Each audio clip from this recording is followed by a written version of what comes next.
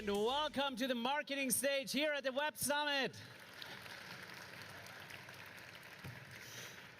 I hope you guys are as excited as I am for this afternoon. We have a lot of amazing sessions planned for you, great content, and I also hope that you had, of course, a few amazing productive days here in Lisbon.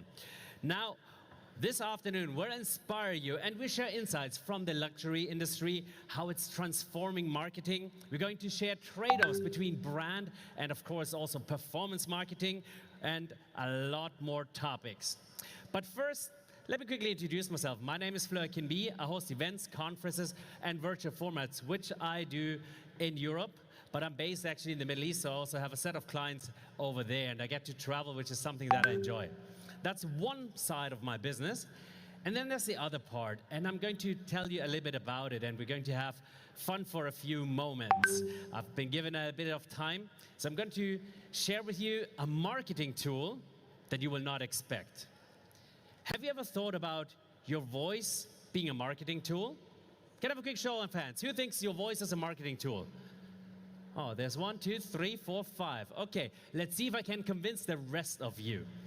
So what I do is I work as a communication coach. And as a communication coach, I work with government entities, with executives, and I work with corporates. And of course, also startups and accelerators. And what I do is I help them deliver their messages well. So of course, we focus on the delivery. And the voice is an amazing tool. And if you use your voice right, it can do so much for you. And of course, it's 2024. We need to think about podcasts, we need to think about TV, we need to think about all these different medias that are there, and your voice is always a big part of it. And because we're at the Web Summit, you would be disappointed if AI is not part of the conversation. I can guarantee you AI is part of the conversation. Why? Because I'm a certified trainer for the acoustic voice profiling technology, which is an AI tool by Professor Oliver Niebuhr. So he's been studying the voice for 20 years, and the voice in relation to public speaking for 10 years. And what I'm going to do now is I'm going to show you a little bit of science. I'm going to show you 3 tools, and then we're going to wrap up, and I might have a gift if you're nice. Only if you're nice, I will have a gift for you. How does that sound? Good?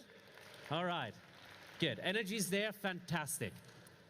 So let me tell you one of my favorite examples so you understand the power of the voice. Imagine this. There's a lot of police around, so you've seen them, big guys. Here's the scenario. Police is storming into an apartment. The words are very simple. Freeze, police. My question is, how will they say these words? Any ideas? Shout it out. How will they say these words? Very good. That was almost good, but she laughed in the first row. She laughed, so you're dead. She just shot you. The truth is, if you do this, freeze! Did you get a little heart attack? I'm sorry about that. But what happened right now? I used my voice to trigger a fear response. And now, let's look at it the other side of the spectrum. You can use your voice to calm somebody down. I'm sure you heard about Chris Voss, the former hostage negotiator. What he does is, he uses the late night FM DJ voice. That's what he does.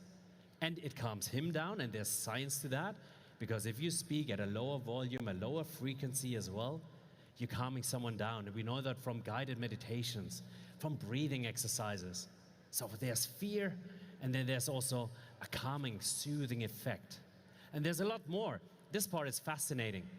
So when you speak, you're more focused on your words, but what you're not considering is that your voice actually transports a lot of information.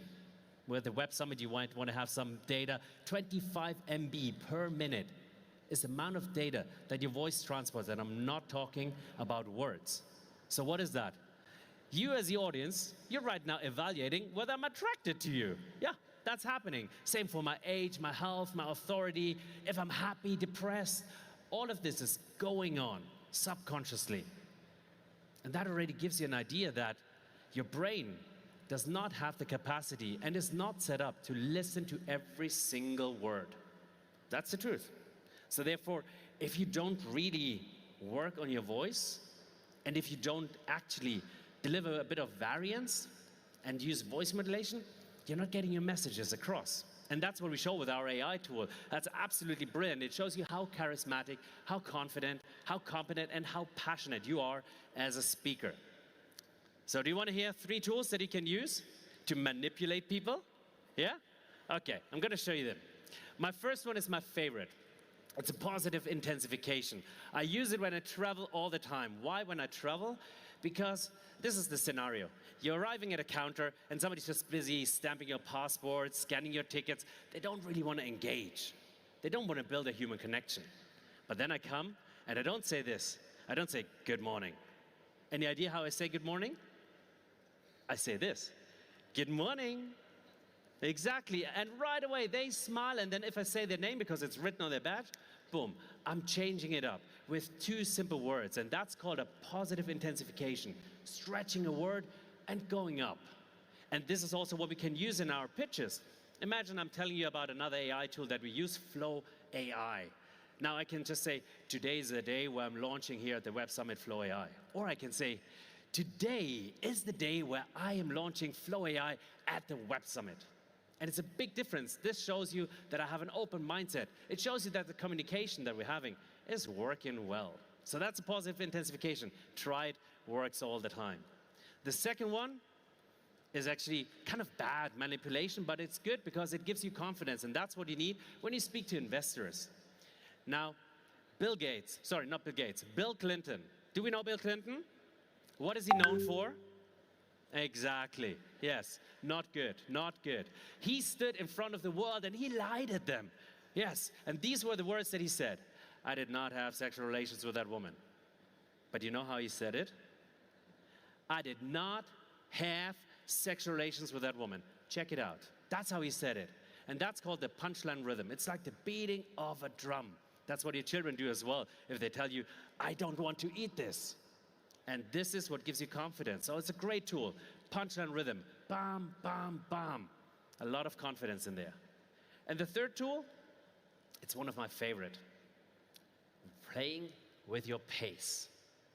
Now, maybe sometimes you heard that speaking fast is not the greatest thing.